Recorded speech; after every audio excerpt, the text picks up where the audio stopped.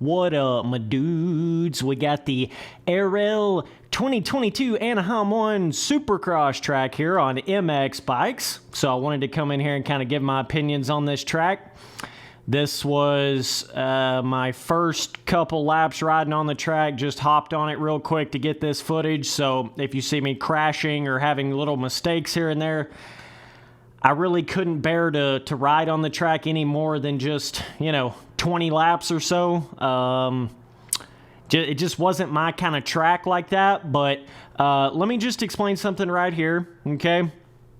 So when it comes to, comparing like RF to ARL, comparing MX Simulator to MX bikes when it comes to this kind of replica track stuff, I'm not going to be anywhere near as harsh on this because it's ARL's, second year doing it, whereas it's RF's 12th year doing it, okay? So you could understand kind of why I would be a lot more harsh on a RF track at this point because they're 12 years into that shit.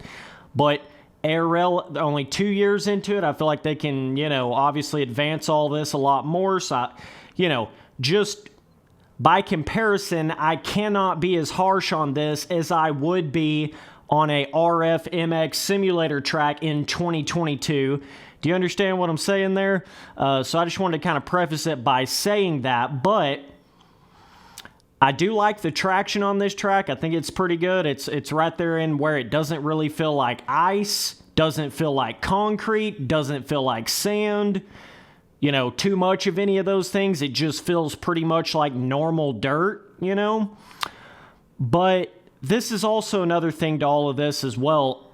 Listen, guys, I know some of you boys, you think I've got this crazy expectation for, RF tracks and MX bikes tracks, these pro tracks in these games.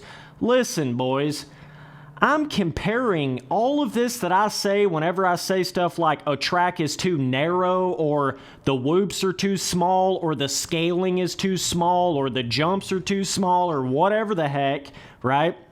You do realize that I'm comparing to literally better tracks, better other tracks in those particular games. That's what I'm comparing it to. It's not like I'm over here with this fantasy in my head of this crazy amazing track designs that nobody's ever made before, oh my God, if why is it not like this amazing, unrealistic, unexpected, just way above the expectation level. No, I'm comparing to simply other tracks in the games that are better. That's what I'm comparing it to.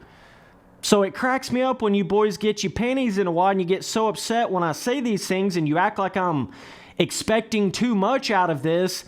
No, I'm not. No, I'm not. Because there's better tracks in the game already. Okay?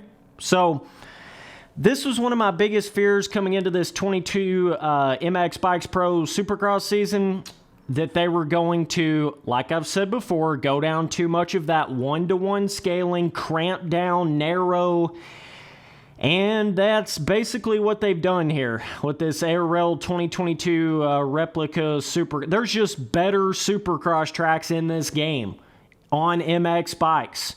There's just better scaling Supercross tracks. There's better width of Supercross tracks in the game. I just feel like it's to the point where, especially with how narrow it is, right? How wide or narrow that track. This is one of the most narrow Supercross tracks I have ever rode on in this game. I mean, man. I don't know if they're just trying to... See, sometimes with these replica tracks, the reason why you get a lot tighter, narrower, smaller scaling is because sometimes it's almost like they literally have to do that to fit it in whatever particular stadium that they have it in. That could be part of the problem here with this MX Bikes replica track, right? But again, you need a bigger stadium if that's your problem, right? But nonetheless, I mean, this track is so narrow, I don't even know how you would realistically fit 22 bikes on a track like this and it really be all that much fun racing on it. That's how narrow it really is. Like, I don't know how you would even... I mean, man, when it gets to the point where you literally feel claustrophobic on a track, it's pretty damn narrow. It's pretty damn tight, you know? And I'm definitely no pro at MX bikes, and if I can basically hit every jump rhythm and whoop section and shit on the track the second lap on it, and I am definitely not a pro in the game, you probably got your jump scaling a little too small. You know, your jumps are a little too close together. Your jump peaks are not quite peaked enough. Your whoops are not quite big enough. The only thing that creates any kind of skill gap on this track right here is because of the fact of it being crazy levels of tight. That's the only thing that makes the whoops even remotely challenging, or any of the like potential triple out of a corner remotely challenging, is just with how tight the damn corners and how, like, especially in the shorter whoop section, how far over the tough blocks are. They're further over than the tough blocks in the corner, beside the actual whoop section. It's kind of bizarre. I mean, it is tight, bro. It is tight, bro. This is more like what you would call, at the maximum, like arena cross level scaling right here. You know what I mean? This is like arena cross level scaling. Feels more like the track was made for a 125 instead of a 250 and a 450. You know what I mean? It is definitely all of those kind of things, for sure, without a doubt about it, man. But hopefully they can advance on it. Hopefully they can make it better. But, you know, I know a lot of you guys talk about, well, if you could do it better, why don't you just do it, Spencer? You know, that seems to be the instantaneous comeback to any opinion that I have about this shit. And it's hilarious because, like, bro, you do realize this takes a lot more than just one guy to make all this kind of shit happen. I can't just go out there by myself and do a huge series in one of these games. That's impossible, okay? But the next best thing I can do is come in here on YouTube and give my opinions on it to try to make it better. You know, a lot of you guys think I'm just complaining. No, I'm not. I'm taking all of the experience I've had in all these different motocross games, pro racing on MX Sim, Reflex, racing, riding, you know, playing all these dirt bike games. And then I'm trying to integrate in what I think would make it better, / more fun, / more competitive, / more replayable. You know, that's what I'm doing at the end of the day. But you boys get your panties in a wad and you get it all twisted up like I'm trying to just hate on it. And that's never been the case. But you know how that goes. So, yeah. Nonetheless, too narrow. Jumps are too small. Just the overall scaling is just too small. And I'm not saying it's just kinda too small or it's just a little too small. No, it's too small. Like, without a doubt about it, no question about it, it's simply just too small. Period. And it's so small to the point to where I just can't have that much fun on a track like this. Like I say, when I literally get real-life claustrophobia in a video game from a track being so tight and small and narrow, that's pretty bad, dog. It's pretty bad. But that was the level of this track right here. Like I said, I thought the traction was pretty good. Stadium looks pretty cool. You know, dirt decals pretty cool. But boy, oh boy. That scaling is such a big deal. It is such a big deal to this shit.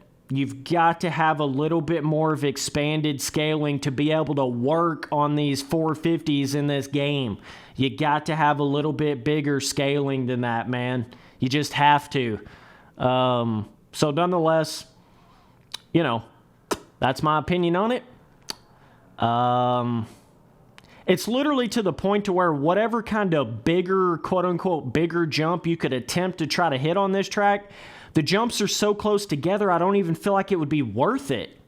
You know? It's like, especially that section, that tight corner right after that smaller whoop section, I feel like just hitting the double there, like double, triple onto the table, and then jump off the table and then triple into the corner is going to be just as fast as going like triple into the rhythm, which is probably twice as hard with how tight that corner is, but it's just as fast because there's not enough of a jump peak there to really, slow you down from just hitting the double versus the triple. Do you understand what I'm saying? When you don't make your jump peaks big enough and you don't make your jump scaling big enough, and this is a big problem on the MX simulator track as well, it's like the bigger lines, even if you could hit bigger lines, even if you would try to attempt to hit bigger lines, they're literally not even faster. You know what I mean? At the end of the day, they're not even faster. But, yeah, I just feel like we're just off, man. Even on MX Sims A1, we're just off. It just feels off to me. And like I say, I'm comparing to just other tracks in these individual games.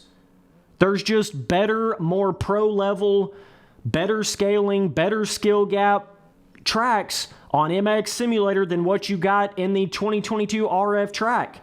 There's just better scaling, jump, skill gap shit on MX bikes than what you have here on this AirRail 2022 Anaheim 1 track. There's just better scaling tracks in both of these games. There's better pro level tracks in both of these games than what you're getting with these Anaheim 1 replicas in both of these games. Period. That's all it comes down to at the end of the day. So, either way, man. And I don't feel like we're just a little bit off. Let me make that really clear. I'm not going to come in here and talk this negative about this shit if I just thought we was a little bit off. You know what I mean? If I thought the RF 2022 Anaheim 1 track was just a little bit off, I would come in there and tell you that. But it's not. It's literally an amateur sand track, right?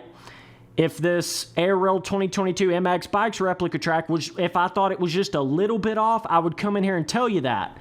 But I don't think it's just a little bit off. I think it's quite a bit off when it comes to scaling, width, jump size, skill gap, all that kind of stuff. I think it's more than just a little bit off. You know what I mean? But nonetheless, that's my opinion.